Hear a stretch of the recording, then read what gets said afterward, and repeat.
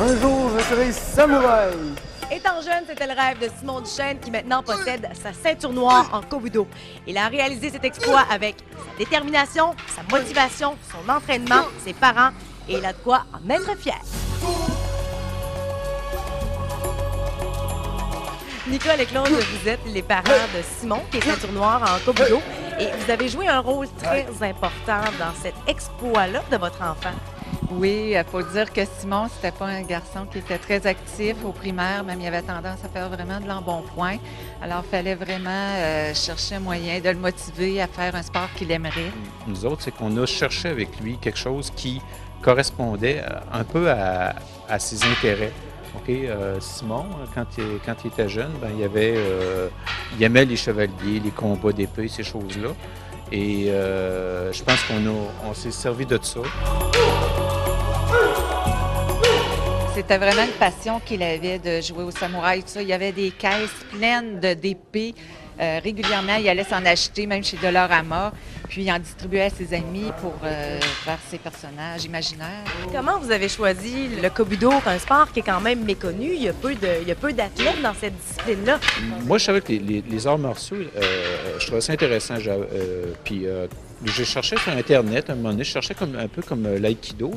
Puis en cherchant, je suis tombé sur le site du club ici. Là, j'ai vu ça, puis là, j'ai montré ça à Simon. Puis on a vu tout le lien qu'il y a avec les grands maîtres japonais. Puis là, il était super emballé. Puis moi, je dis, on va aller voir ça.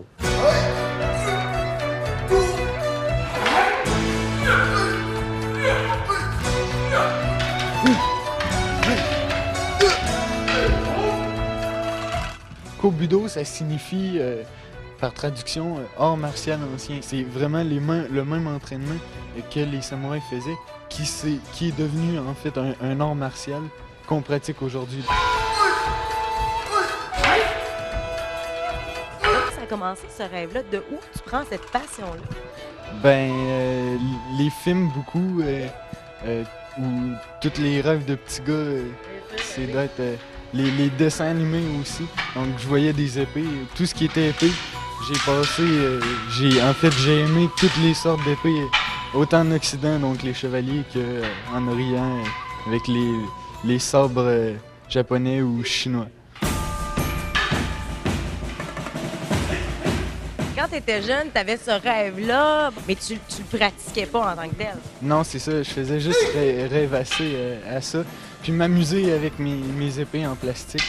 Puis je me pensais bien bon aussi à m'amuser avec mes épées en plastique, mais j'avais aucune technique puis je pratiquais rien. Je savais même pas comment me battre avec ça. Plus jeune, j'avais fait du taekwondo, mais j'avais pas de persévérance, fait que j'avais lâché. Mais j'avais ce rêve-là. Je savais qu'il y avait des moyens qui existaient pour, dans le fond, m'amuser à vraiment jouer ce rôle-là. On est venu essayer ça ici. Puis j'ai tout de suite eu le coup de foudre pour cet art martial-là. Ça rejoignait complètement le rêve que je m'imaginais quand je m'amusais ou quand je rêvassais.